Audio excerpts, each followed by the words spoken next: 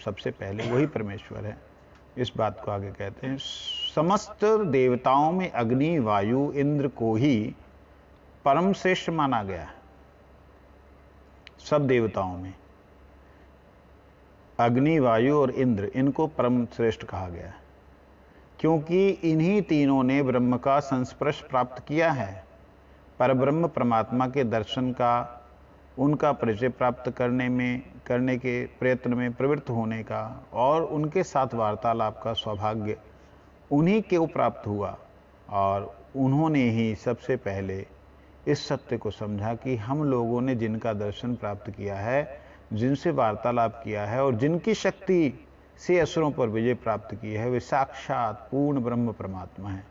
सारांश ये है कि जिन सौभाग्यशाली महापुरुषों को किसी भी कारण से भगवान के दिव्य संस्पर्श का सौभाग्य प्राप्त होता है,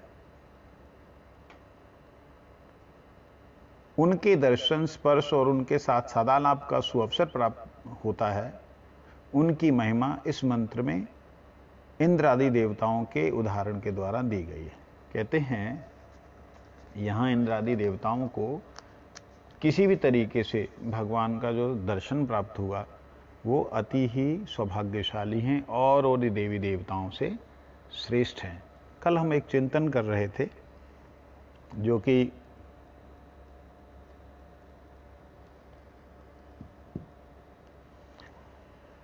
जो कि 13वें अध्याय का था। इस 13वें अध्याय में एक बात बड़ी सुंदर आई है और इसके अंदर भी हमें उपनिषद के साथ साथ उसका है? ये वाले क्यों फट रहे?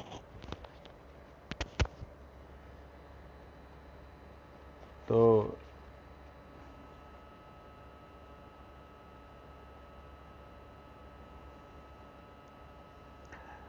इसमें हमारे विश्वनाथ चक्रवर्ती ठाकुर जी ने जो व्याख्या की है और जो साधारण व्याख्या, इन दोनों में देखिए जमीन आसमान का अंतर है। मैं आप लोगों को दिखाना चाहूंगा। 13वां अध्याय खोलिए, उसका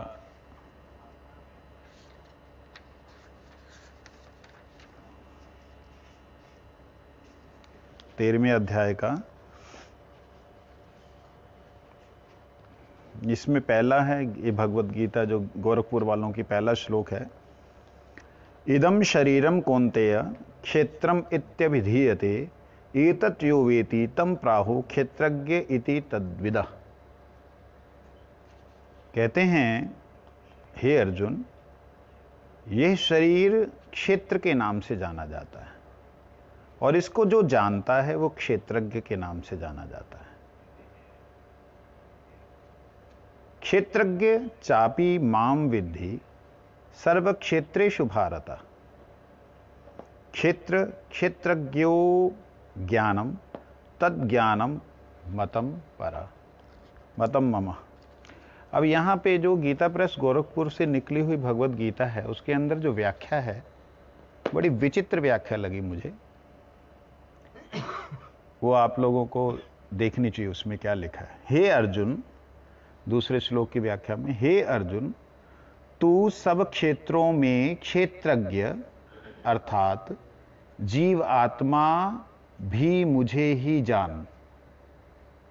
यहां पे ये व्याख्या की है ऊपर श्लोक, क्षेत्रज्ञम चापी माम विद्धि सर्व क्षेत्रेषु भारत। ये सर्व क्षेत्रेषु भारत माम विद्धि आना चाहिए, लेकिन इन्होंने उसको कुछ इस तरीके से बोल दिया जिससे कि अर्थ का अनर्थ हो गया, ऐसा लगता है। क्योंकि अगर जीवात्मा को ही परमात्मा मान लिया जाए तो ये उपदेश किसके लिए है? फिर गुरु कौन और चेला कौन? आत्मा ही अगर परमात्मा है तो फिर खोज किसकी है? फिर तो खोज रही नहीं ना किसी की। तो यहां भगवान क्या कहना चाहते हैं वो समझने वाली बात है। क्षेत्रज्ञ चा अपि, जो भी क्षेत्र है उसको जानने वाला जो है उसे क्षेत्रज्ञ कहते हैं। कहते जितने क्षेत्र, क्षेत्रज्ञोर ज्ञानम, जितने भी क्षेत्र और क्षेत्रज्ञ को जानने वाले हैं, तद ज्ञानम, उनको जो जानने वाले हैं, मतलब जानने वालों में से जानने वालों में से जानने वालों को जो भी जानता है वो मैं हूं। मतलब सब कुछ जानने वाला कौन है? मैं हूं। अब आप इस बात को थोड़ा सा इधर देखेंगे। जैसे हम लोग यहां देखते हैं, ये जैसे माना जाए ये शरीर को भगवान ने कहा क्षेत्र है, ये शरीर जो है क्षेत्र है। इस शरीर के अंदर जो इस शरीर को जानता है वो कौन जानता है? बाहर की दृष्टि से समझेंगे, जो हम कल समझ रहे थे वही बात को। कौन जानता है? मन, इंटेलिजेंस और फॉल्स ईगो। अभिमान जानता है, मन जानता है और बुद्धि। इस शरीर को जानने वाले वो हैं। तो इस शरीर के लिए क्षेत्रज्ञ कौन हो गया? सूक्ष्म शरीर हो गया ना, मन बुद्धि अहंकार। लेकिन इस मन बुद्धि को जानने वाला कौन है? वो है आत्मा। ये जो आत्मा है, ये इस मन बुद्धि की क्रिया को समझती है, जानती है, लेकिन मन बुद्धि की क्रिया के साथ में संयुक्त होने के कारण भूल जाती है कि मैं जानने वाली हूं, ये मेरा क्षेत्र है। क्षेत्र का मतलब खेत। साधारण दृष्टि से लैंड को बोलते हैं क्षेत्र। क्षेत्र मतलब खेत है। इस खेत में मन बुद्धि अहंकार से उत्पन्न बहुत सी चीजें हैं। वो सारी चीजों को देखने वाला कौन है? जो उस खेत को सींचने वाला है, खेत को काम करने वाला। जिसने खेत में जो बीज डाला उसको मालूम मैंने कौन कौन सा बीज डाला है, इसको मेरे को क्या क्या फल लेना है, उसे कहते हैं क्षेत्रज्ञ। अब ध्यान दीजिएगा, पहला क्षेत्रज्ञ कौन हुआ? क्षेत्र को जानने वाला कौन हुआ?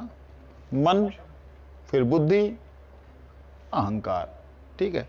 उसके ऊपर वैसे एक सूक्ष्म और विचार है जो कि चित्त का विचार है, लेकिन उसको आज हम नहीं लेंगे। फिर हम कहते आत्मा। अब इस शरीर को जानने वाली आत्मा है, मन बुद्धि को जानने वाली आत्मा है। अब दो क्षेत्रों को जानने वाली कौन हो गई? आत्मा। ठीक। अब इन सब को अगर देखा जाए तो ये किन तत्वों से बने हैं? किन तत्वों से बने हैं? 5 तत्वों से जो बने हैं। इस तत्व को जानने वाला कौन है? वो भी आत्मा। उन तत्वों से इंद्रियां बनी हैं, शरीर बना है, शरीर को जानने वाली इंद्रियां, इंद्रियों को जानने वाला, मतलब हर जगह पे क्षेत्र है। एक एक तत्व का एक एक क्षेत्र है, और उस क्षेत्र को जानने वाला वह तत्व है जिसने उसको बनाया है।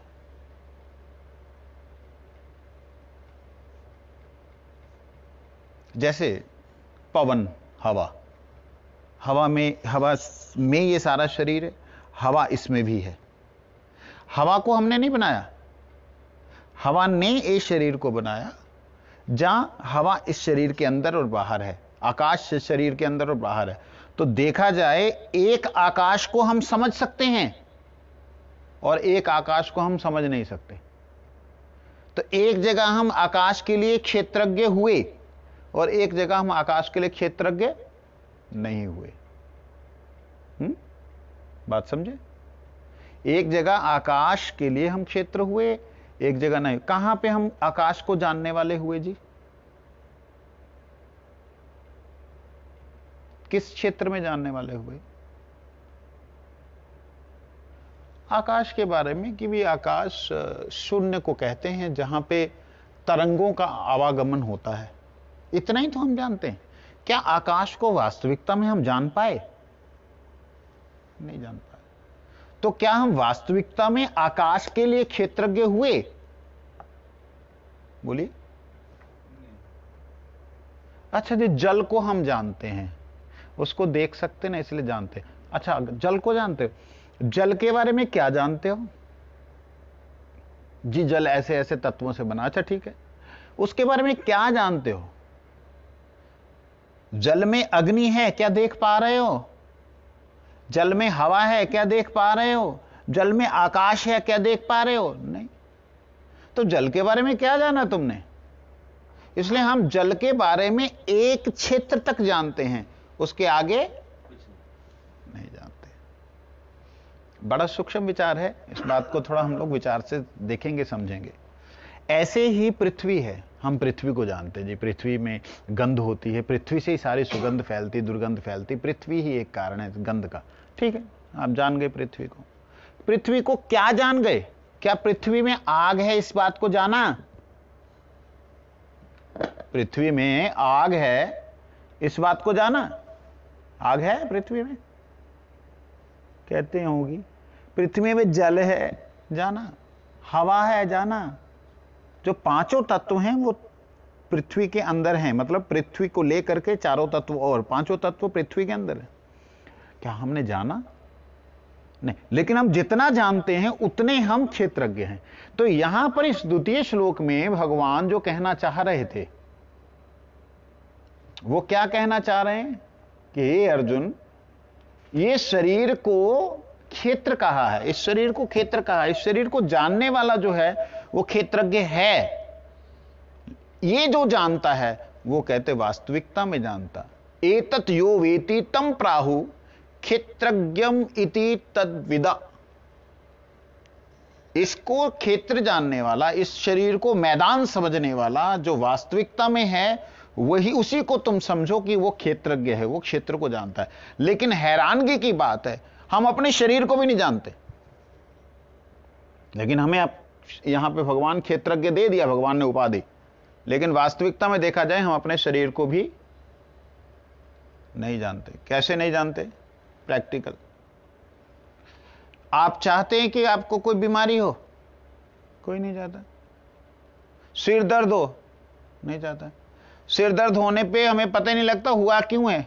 डॉक्टर के पास जाते, डॉक्टर भी जो सिम्टोमेटिक ट्रीटमेंट करने वाले हैं, जो हैं पैथोलॉजिक ट्रीटमेंट नहीं जानते, जो सिर दर्द हो रहा है तो सिर दर्द की दवाई दे देंगे, पेट दर्द हो रहा है पेट दर्द की दवाई, उल्टी हो रही उल्टी की दवाई दे देंगे, लेकिन उनको ये नहीं पता लगता कि बीमारी होने का कारण क्या है।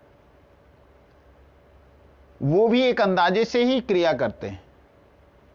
तो कहने का अभिप्राय ये है कि जिस शरीर को हम सुबह से शाम तक नहलाते, खिलाते, पिलाते, सुलाते हैं, जिस शरीर के साथ हम रह रहे हैं, जो शरीर के बीच में हम रह रहे हैं, जिस शरीर के बिना हम अपने अस्तित्व को कुछ समझते ही नहीं हैं, उसी शरीर को हम कुछ जानते भी नहीं।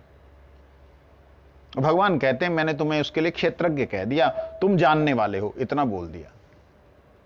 हम जानते हैं, केवल उतना जानते हैं जितना एक कुत्ता जानता है। वास्तविकता में कट सत्य कड़वा होता है। एक कुत्ता जितना जानता है, क्या जानता है? एक गैया जितना जानती है, क्या जानती है? आहार निद्रा भय मैथुन एतत् पशु भी नराणाम। पशु और मनुष्य में आहार निद्रा भय मैथुन एक जैसा है। खाना, सोना, बच्चों को जन्म देना और मृत्यु से डरना, मर जाना, ये चार काम पशु भी करते हैं, चार काम हम भी करते हैं। इतना हम जानते, भगवान ने कहा इतना जो तुम जानते हो कि ये शरीर का कर्म यही है, तब भी तुम क्षेत्रज्ञ हो मान लिया। लेकिन वास्तविकता में क्या क्षेत्रज्ञ कहा जाएगा? नहीं कहा जाएगा। इसीलिए भगवान ने कहा जो द्वितीय श्लोक में गीता जी के, कि तू जो जानने वाला है उसको पता नहीं है। क्षेत्रज्ञं चापि मां विद्धि सर्व क्षेत्रेषु भारत। हे अर्जुन, सभी क्षेत्रों में मैं जानता हूं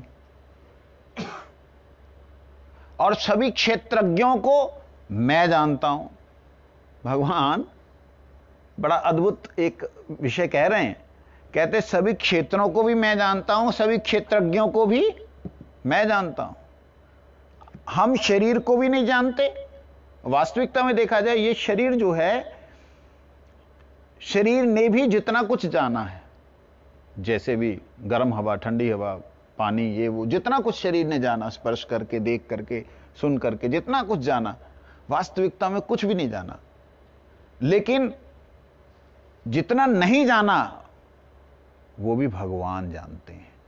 इसीलिए भगवान कहते हैं माम विद्धि, मैं, मेरे को जान कि मैं ही वास्तविकता में क्षेत्रज्ञ हूं। क्षेत्रज्ञ बार बार मैं शब्द इसलिए प्रयोग कर रहा हूं कि कभी ये शब्दों को आप लोग सुनते नहीं हैं तो हमेशा ऐसा ही हो जाए कि भाई आपको संस्कृत के शब्दों को बिल्कुल ही समझ ना आए, इसलिए बार बार क्षेत्रज्ञ शब्द बोल रहा हूं।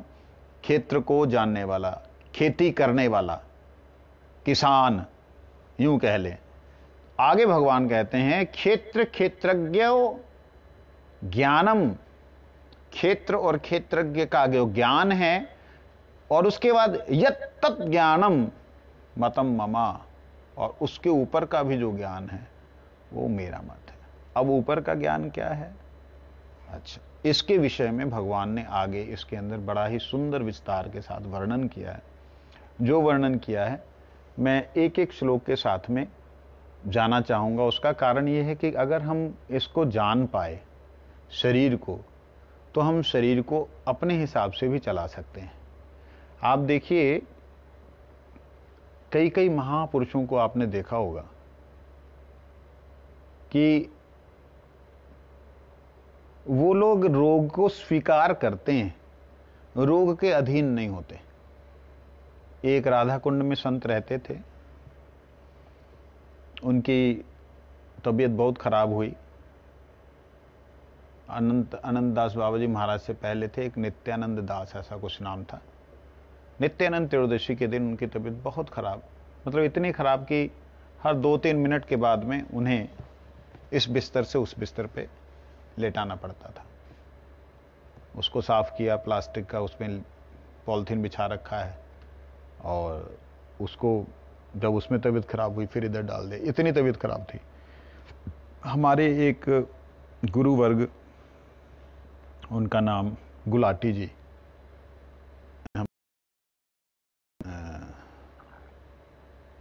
हिंदू कॉलेज जो अमृतसर में है उसके प्रिंसिपल थे।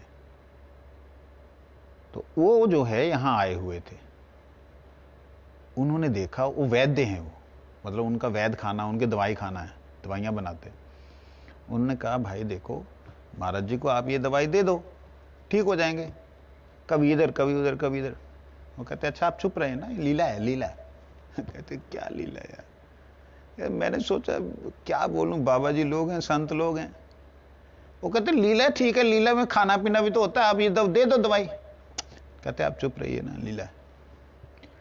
क्या लीला? कहते मेरे सामने की बात, कहते मेरे को गुस्सा आ गया, मैंने थोड़ा सा गुस्से में बोला। कहते सामने से जो उनका सेवक था इतनी जोर से मेरे को डांटा, कहते चुप, कुछ जानता नहीं है। हम बाहर बात कर रहे थे, बाबा जी महाराज को नहीं अंदर पता कि क्या चल रहा है, बाहर बात कर रहे थे। कहते उन्होंने चुप बोला। कहते मेरे को ऐसे लगा मेरे को थप्पड़ मार दिया। कहते मैं इतना बड़ा प्रोफेसर हिंदू कॉलेज का, और मेरे मतलब ऐसा लगा मेरे मुंह पे थप्पड़ मार दिया उन्होंने। और कहते नित्यानंद त्रयोदशी का दिन था और नित्यानंद जी की पूजा शुरू हुई, कीर्तन शुरू हुआ। वही महात्मा जो हिल नहीं सकते थे, उनको एक बिस्तर से उठा के दूसरे बिस्तर पे रख रहे थे, वही महात्मा उठे और दंड नृत्य करने लगे। ऐसा नृत्य करने लगे कि कहते मैं देख करके दंग रह गया कि मैं भी इतना नहीं उछल सकता। कहते 2.5-3 घंटे नृत्य कीर्तन हुआ। महाराज गुरु जी को बोल रहे थे गुलाटी जी, कहते महाराज 2.5-3 घंटे कीर्तन हुआ, मैं हैरान रह गया, दंग रह गया कि ये हुआ तो हुआ क्या। और 2.5-3 घंटे के बाद में वो फिर वैसे ही लेट गए, फिर उनकी तबीयत वैसी की वैसी खराब। श्रील गुरु महाराज जी को देखा एक बार, गुरु जी को, चंडीगढ़ की बात है, गुरु जी को बहुत तबीयत खराब, मतलब बहुत बुखार। ऐसा करने से बाहर आवाज अगर हमने की है तो गुरु जी अंदर ऐसे हो जाते, तो मतलब इतना ज्यादा बीमार। रामनवमी का दिन, अगले दिन जो है वो अभिषेक वगैरह होगा, आरती होगी, सब कुछ होगा। गुरुजी 2-3 दिन से लगातार तबीयत खराब थी, इतना ज्यादा मतलब गुरुजी अंदर में जा चुके थे कि जैसे नहीं कई बार ऐसे ठक लगने से झटका सा नहीं लगता, ऐसी अवस्था में गुरुजी पहुंच चुके। अब सबको यही था कि भी गुरुजी नहीं आएंगे, मंगला वगैरह में जो भी है, तबीयत बहुत ज्यादा खराब है। गुरुजी ठीक मंगला में नहा धो करके बिल्कुल पहुंच गए, और अक्सर रामनवमी में गुरु महाराज जी स्वयं कीर्तन करते थे सवेरे का, जय दाओ जय दाओ। जो गुरु महाराज जी की तबीयत इतनी ज़्यादा वीक थी, इतनी ज़्यादा खराब थी, आंखों से देखी बात है, प्रैक्टिकल बात है, गुरु महाराज जी कीर्तन गुरु जी ने शुरू किया। हम लोगों ने, मतलब मैं तो छोटा था, बहुत ही छोटा था, मतलब नया नया आया था, मैं तो रोक नहीं सकता था। हमारे पूरी महाराज जी जो कि गुरु जी के गुरु भाई, मेरे को घटना ये बहुत वर्षों बाद, मतलब लगभग 32-33 साल बाद मेरे को याद आई है, तो रिक्वेस्ट है कि इसको नोट कर लेना। मैं मतलब ये स्मरण में नहीं थी, आज बाबा जी महाराज की याद करते हुए इधर आ गई याद, तो सिक्वेंस मतलब उसके क्रम से ही आ रही है। तो पूरी महाराज जी बोले, महाराज आप नहीं करेंगे, मैं करता हूं। गुरु कहते, हमको करने दो, हम करने से ठीक हो जाएगा। गुरु जी ने कीर्तन शुरू किया, जय दाओ जय दाओ पतित पावन गुरु देवी। हम लोग मृदंग बजा रहे थे, चल रहा था। जैसे ही वो गदाधर पंडितेर जय दाओ, आपने सुना ना गुरु जी का कीर्तन, सुना? गदा श्रीवास पंडितेर जय दाओ, श्रीवास पंडिते जय दाओ जय दाओ गदाधरो पंडिते, इतना हाई पिच पे चले गए। फिर वही जो गुरु जी का पूरा कीर्तन है, करते करते गुरु जी नृत्य करने लगे, नित्यायी गौरांगो ना, राम राघव राम राघव राम राघव रक्ष माम कृष्ण केशव। गुरु जी पूरा कीर्तन करने लगे। गुरु जी फिर कमरे में गए। गुरु जी की तबीयत, मतलब हैरान रह गए डॉक्टर भी, हम सब लोग भी, कि भाई कल तक गुरु जी, रात तक गुरु जी की हालत ऐसी थी कि गुरु जी का आना बड़ा मुश्किल था, और ये क्या लीला। गुरु महाराज जी इसी प्रकार से ब्रजमंडल में थे, गुरु जी की तबीयत खराब हुई, ये 96 की बात है। इतना ज़्यादा तबीयत खराब हुई, हमारे किसी गुरु भाई ने प्यार के चक्कर में गुरु जी को बार बार ग्लूकोज पिलाता रहा, ग्लूकोज पिलाता रहा। वो गुरु जी का शुगर इतना बढ़ गया, 400 कुछ हो गया, और बुखार चढ़ गया। तो डॉक्टर्स ने बोला कि आपको दवाई खानी पड़ेगी। कहते हम तो शुगर का दवाई कभी खाया नहीं, हम तो डाइट से कंट्रोल किया, शुगर डाइट से ही कंट्रोल किया, खाने से कंट्रोल। तो कहने, एक बार गुरुजी स्वयं गुरुजी ने बतलाया, कहते एक बार हम लोग कीर्तन कर रहे थे आसाम में, कहाँ पे, गुवाहाटी ना, कहाँ की बात बताई। कहते कीर्तन करते करते करते वो हम देखा हमारा हार्ट जो है वो बंद हो गया। ये गुरुजी ने कभी नहीं खोली बात। पहली बार सन 2000 में गुरु महाराज जी को जब हार्ट अटैक हुआ चंडीगढ़ में, तब हमारे गोयल जी हैं, गुरु जी के बड़े प्यारे मित्र हैं, डॉक्टर गोयल, तो वो आए गुरु जी के पास आकर के, उनके ईसीजी वगैरह उन्होंने करवाई। करने के बाद बोले, महाराज आपको कभी हार्ट अटैक भी हुआ? नहीं तो हमको तो मालूम नहीं। नहीं आपको कभी हार्ट अटैक हुआ है? नहीं तो मालूम। तो उन्होंने बताया कि एक जो मेन 3 आर्टरीज होती है ना, एक आर्टरीज 100% ब्लॉक है, और वो कम से कम, उन्होंने फिर टाइम बताया कि लगभग इतने साल पहले आपको कुछ हुआ था अंदाजन। तो कहते हाँ वो हार्ट अटैक था। अच्छा क्या हुआ? सब गुरुजी ने बताया। गुरु कहते हम लोग कीर्तन में जा रहे थे, नगर कीर्तन में जाते जाते जाते जाते हमारा हार्ट बंद हो गया, थोड़ा दर्द हुआ, दर्द हो रहा था, हम ऐसे किया, वो जो पल्स होता है वो गायब हो गया। हमें ये क्या हो गया, हम नगर कीर्तन में चल रहा है, ये क्या हो गया? हो सकता है कोई नाम का कुछ होगा, नाम का कोई प्रभाव होगा। गुरु कहते 1 मिनट तक ऐसा रहा। मजाक है कोई 1 मिनट तक जो पल्स बंद हो जाए? मतलब पल्स का जो है ना, वो जो चाल है वो बिल्कुल ऐसे आए, बिल्कुल आए ही ना, ऐसे हो जाए। गुरु कहते उसके बाद में ठीक हुआ। हमको चक्कर आया था, हम सोचा ऐसे कीर्तन का होगा, शायद पानी नहीं पिया, कमजोरी का कारण होगा। कहते महाराज आगे के लिए ऐसा मत करना। तो कहने का मतलब, एक वह लोग हैं जिन्होंने क्षेत्र को क्षेत्र समझा। हम क्यों इस विषय की चर्चा करने लगे हैं? हम इस विषय की इसलिए चर्चा करने लगे हैं कि हम लोग अगर ठीक तरीके से इस क्षेत्र को क्षेत्र समझ लें तो हम इसे अपने तरीके से चला पाएंगे। वो महापुरुषों ने इसे क्षेत्र समझा था और उन्होंने इसे वैसे चलाया। अब देखिए शिला परम पूज्यपाद शिला एसी भक्तिवेदांत स्वामी प्रभुपाद, उनको देखिए आप, मैं हैरान होता हूं। गुरु महाराज जी को भी देखा, वो एकदम ऐसी अवश्य लीला में हैं गुरु महाराज जी। कौन से सन 2014 की 13 की बात है, 13 नवंबर के बाद। तो गुरु महाराज जी ऐसी अवस्था में जहां पे गुरु जी को कोई भी फिजिकल कॉन्शियसनेस नहीं है, बाहर से उनको कोई ज्ञान नहीं, और लेकिन उनकी ये माला चल रही ऐसे ऐसे, ये उंगली ऐसे हिल रही है, माला नहीं है हाथ में, इसी व्यक्ति में स्वामी प्रभुपाद को देखे क्या किया उन्होंने। शरीर पूरा सूख गया है। मैं तो उस अंतिम लीला को 2-3 बार देखा, हिम्मत नहीं होती कि उसको देखा भी जा सके, मगर उस अवस्था में उन्होंने क्या दिव्य दर्शन दिया है। उस अवस्था में, ऐसी अवस्था में है कि बहुत ज्यादा तबीयत खराब है, शरीर सूख गया है, नीला पड़ गया है, और शिष्य जो है वो भागवत जी का श्लोक पाठ कर रहा है। श्लोक पाठ करते हुए प्रभुपाद जी से बोला कि आप इसका व्याख्या करेंगे।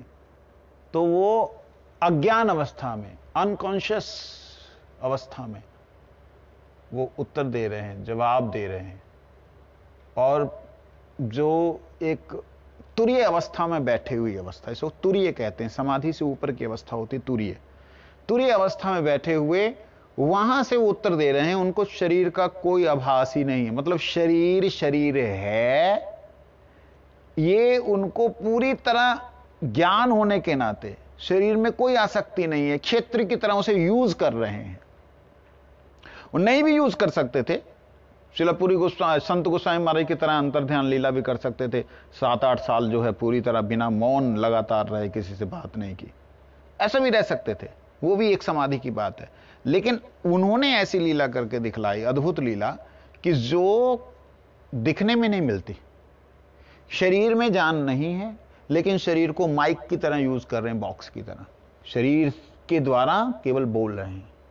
सोचने वाली बात है। ये होते हैं वो महापुरुष जिनके लिए भगवान कहते हैं कि वो क्षेत्रज्ञ हैं। भगवान कहते हैं वो क्या हैं? क्षेत्रज्ञ हैं।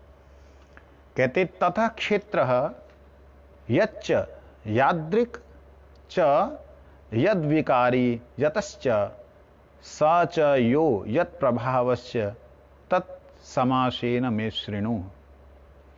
ये क्षेत्र क्या है, किस प्रकार का है, कैसे विकार हैं इसके, ये जो क्षेत्र है क्या है, किस प्रकार का है, कैसे इसमें विकार है, कहां से उत्पन्न हुआ है ये शरीर, और इसका प्रभाव क्या है। मैं संक्षेप में तुमसे कहता हूं, भगवान कह रहे हैं, संक्षेप में कहता हूं। लेकिन क्या कहेंगे भगवान?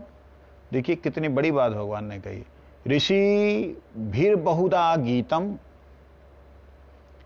छंदो भीर विविधे पृथका ब्रह्म सूत्रे पदैश्चैव हेतुम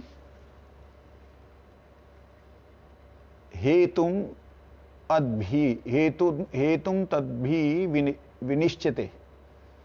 कहते स्मृति शास्त्रों में ऋषियों के द्वारा इस क्षेत्र तत्व का नाना प्रकार से वर्णन हुआ। जो हम लोग ये जो सुन रहे हैं ना, ये जो उपनिषदें, इन्हें क्या कहते हैं? एक है आगम, एक है निगम, श्रुति, एक है स्मृति। ये स्मृति शास्त्र है। स्मृति शास्त्र वो होते हैं जो इतिहास के रूप में आते हैं, फलाने ने फलाना बोला, फलाने ने फलाना बोला। लिखित रूप से जो आते हैं वो स्मृति शास्त्र हैं, श्रुति शास्त्र हैं। स्मृति शास्त्र और श्रुति होते हैं जो कानों तक ही रहते हैं, अंदर ही है, वो बोला नहीं गया अभी, और बोला भी अगर गया है तो वह लिखित रूप में नहीं आया। तो जो स्मृति पटल पे आए वो स्मृति शास्त्र, जो श्रुतिगत हैं केवल मात्र अंतर में ही हैं वो श्रुति शास्त्र।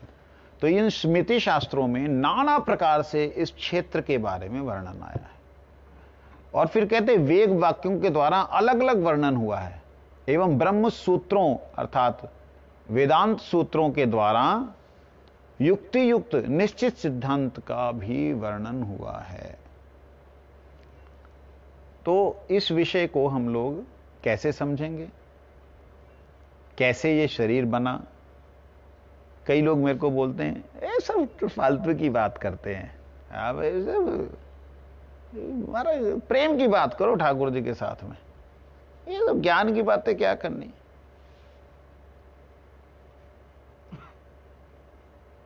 प्रेम की बात भगवान के साथ करना ठीक है, अच्छी बात है, मनाही नहीं है, लेकिन जब तुम्हें अपना ही नहीं पता तुम हो कौन, कैसे तुम प्रेम करोगे? शरीर से करोगे, वो गंदे शरीर से, मलमूत्र वाले, कफ पित्त बात की थैली वाले? मन से करोगे जो हमेशा ही चंचल है और विकारी है? बुद्धि से करोगे जो विकारग्रस्त है, अहंकार हमेशा ही दिखलाता रहता कि मैं ये हूं, मैं वो हूं, मैं वो हूं, उससे करोगे? आत्मा से करोगे जिसका कोई चिंतन ही नहीं, जिसके बारे में पता ही नहीं हो कहां कैसे हो? तो ये बातों के ऊपर हमें चर्चा करने के लिए अति आवश्यकता है, क्योंकि नहीं अगर आवश्यकता होती तो भगवान इसको भगवत गीता में नहीं बोलते, भगवान इस बात को नहीं उठाते कि ऋषियों ने बोला है। ऋषि भीर बहुधा,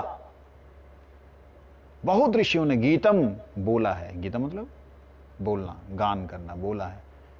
छंदो भीर विविधे पृथक, बहुत से छंदों में, जो कि वेदों में छंद होते हैं, उन छंदों में आया है, बहुत जगह आया है। सब जगह जब आया है तो हम क्यों ना चर्चा करें?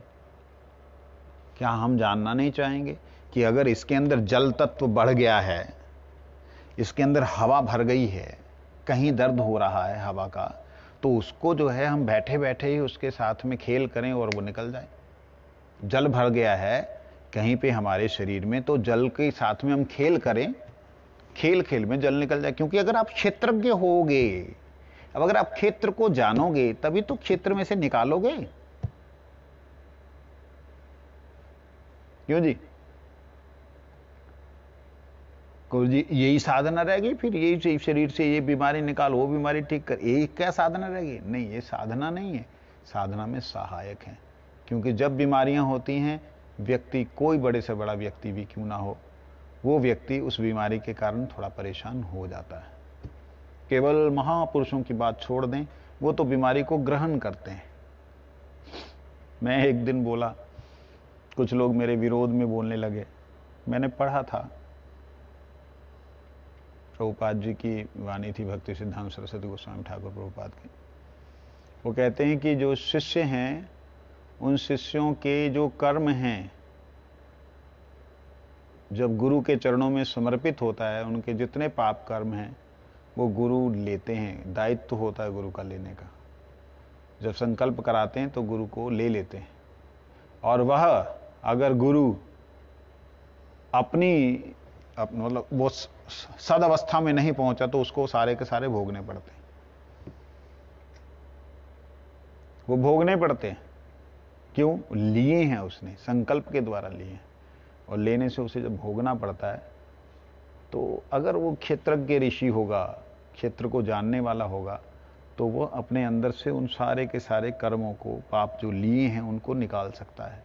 अगर नहीं होगा तो उसे भोगना पड़ेगा। तो हमारे गुरु वर्गों ने कई बार क्या किया, ऐसी लीलाएं की हैं जो लगता है कि उन्होंने बीमारी को लिया है। क्यों लिया है? क्योंकि उनके चरणों में जो आश्रित जीव हैं, उनमें से कुछ आश्रित जीव पूर्णतया शरणागत होते हैं। पूर्णतः शरणागत। और वो पूर्णतः जो शरणागत जीव होते हैं, उनके जो किए गए कर्म हैं, उन कर्मों को भगवान के निवेदन करके कि हे नाथ, ये समर्थ नहीं है इसका, ये इसको नहीं झेल पाएगा, आप कृपा करके ये मुझे दे दीजिए, मैं इसको झेल लूंगा। तो भगवान कहते तू ही क्यों झेलेगा, मैं ही ले लेता हूं। कहते नहीं, क्योंकि ये माया के अंतर्गत की क्रियाएं हैं, तो महामाया से प्रार्थना होती है कि आप इसे छोड़ दीजिए। तो वो क्षमा एक है ना, संचित कर्मों का, प्रारब्ध कर्मों का निराकरण नहीं होता है, कि तभी हो सकता है जब जीव उस एलिवेटेड अवस्था में पहुंच जाए। अगर नहीं पहुंचा है तो उसे भोगना ही पड़ता है।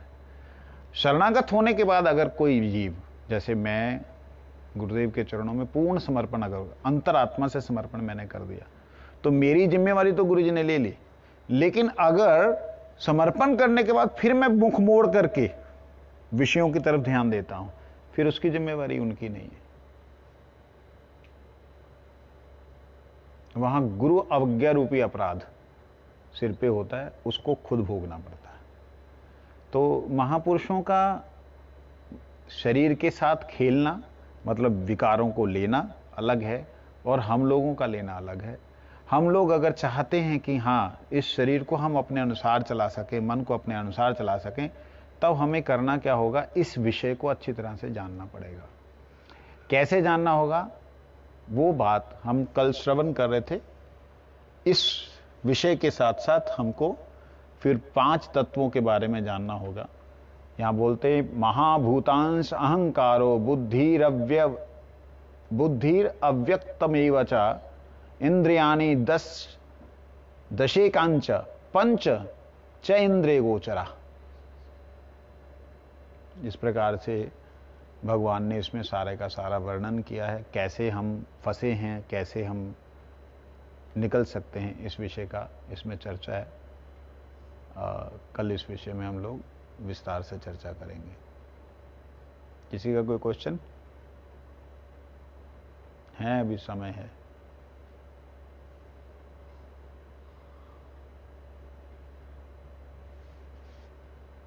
क्षेत्रज्ञ कौन है?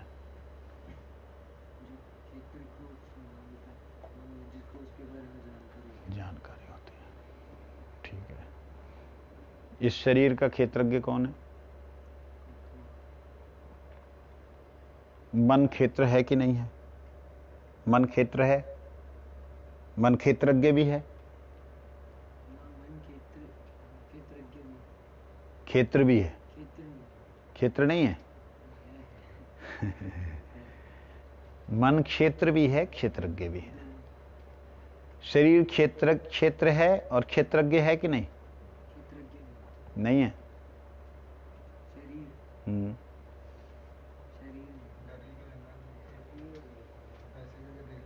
डरने की जरूरत नहीं। आप जो समझ रहे हैं ना, मेरा चश्मा है, मैं क्या करूं, मैं दिखता, मेरे चेहरे में यहाँ पे प्रवट्टे पड़े हुए हैं, मैं क्या कर सकता हूं।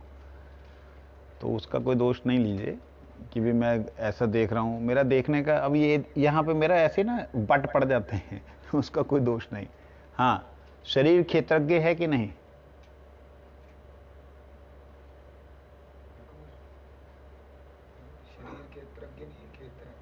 क्षेत्र, शरीर भी क्षेत्रज्ञ है एक जगह पे, शरीर क्षेत्र है एक जगह पे, मन भी।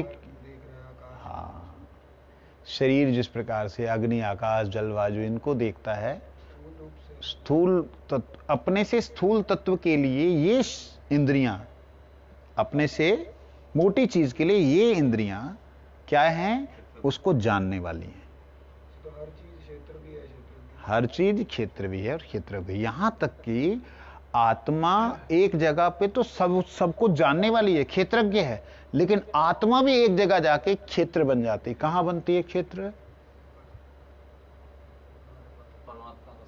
परमात्मा के सामने। परमात्मा के लिए आत्मा क्षेत्र है।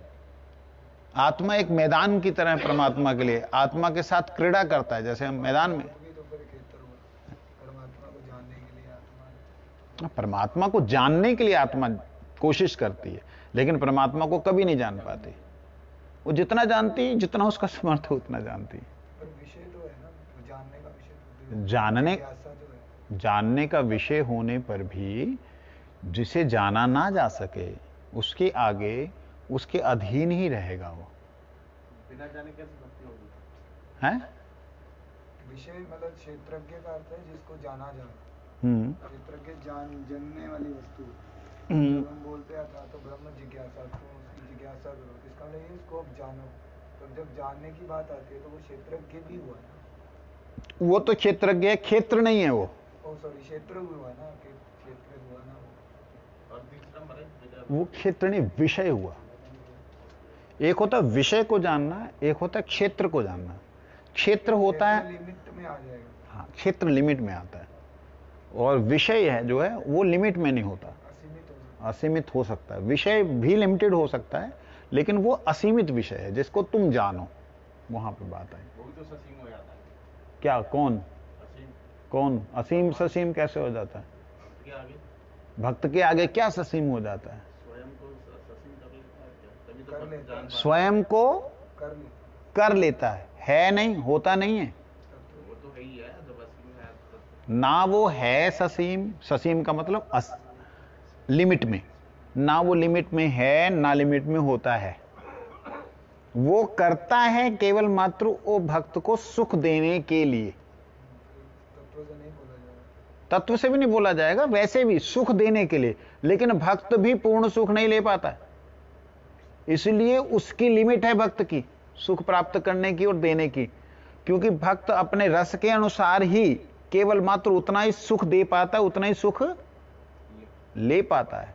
इसलिए आनंद की सीमा तो नहीं है, लेकिन आनंद को लेने वाले की सीमा जरूर है। तो चाहे वो भक्त के आगे ससीम हो, लेकिन ससीम में भी असीम ही है। ऐसे ही मां यशोदा के सामने बांधने गई तो डोरी असीम लगने लगी। छोटा सा पेट छोटी सी डोर से बंध जाए, लेकिन बंध ही नहीं रही। ये चीज कहीं भी कोई भी तत्व इस संसार में जो है वो सारे का सारा तत्व क्षेत्र है। क्षेत्रज्ञ अगर वास्तविकता में कोई है तो एक ही है। वो कौन है? भगवान। इसीलिए जो दूसरे श्लोक में यहां कहा गया ना, भगवत गीता के, हमारे इसमें तीसरा श्लोक है वो, जो आप लोगों के पास गीता प्रेस गोरखपुर की गीता है उसमें दूसरा श्लोक है, हमारे यहां तीसरा श्लोक है। क्योंकि हमारी जो भगवत गीता है ये विश्वनाथ चक्रवर्ती ठाकुर जी के द्वारा जो प्रकट गीता है, भक्ति विनोद ठाकुर जी के प्रकट गीता है, इसमें 700 श्लोक पूरे हैं, उसमें 700 श्लोक पूरे नहीं है, उसमें 2 श्लोक कम है। तो इसके अंदर जो आया है, क्षेत्रज्ञं चापि माम विद्धि सर्व क्षेत्रेषु भारत। बाकी जितना सब कुछ है वो क्षेत्र ही है, चाहे वो माया है वो भी क्षेत्र है, चाहे जड़ माया है। दूसरे की वजह से तो है कि जैसे हम मन बोलते हैं, मनो को चलाने वाले देवता, देवता को चलाने वाला ये, उसके को चलाने वाला ये तो हर एक का एक कारण है। तो असल में तो क्षेत्रज्ञ तो फिर एक ही हुआ ना लास्ट में, एक ही हुआ, वही बाकी तो मतलब भगवान वैसे ही संज्ञा दे देते हैं कि हाँ चल भाई तू भी जान का, लिमिट तक तू क्षेत्रज्ञ। जैसे छोटा सा बच्चा, उन्होंने ऋषि ने बोला था नूनम, जानते हो थोड़ा सा गीता प्रेस वाला सीख लिख दिया, एक ही आदमी जानने वाला परब्रह्म। ये नहीं लिखा ना उन्होंने लिखा कि जो जानने वाला आत्मा है उसको ईश्वर ही जानो, वो मैं ही हूं। ये गलत लिखा है। यहां पे जो लिखा है ना, यहां जो लिखा है, हे अर्जुन तू सब क्षेत्रों के क्षेत्रज्ञ अर्थात जीवात्मा भी मुझे ही जान, ये गड़बड़ कर दी। इसीलिए जो है ना कहते हैं कि जाओ भागवत पढ़ो वैष्णव स्थाने, वांछा कल्पतरुष कृपा सिंधु पतितानां पावनेभ्यो वैष्णवेभ्यो।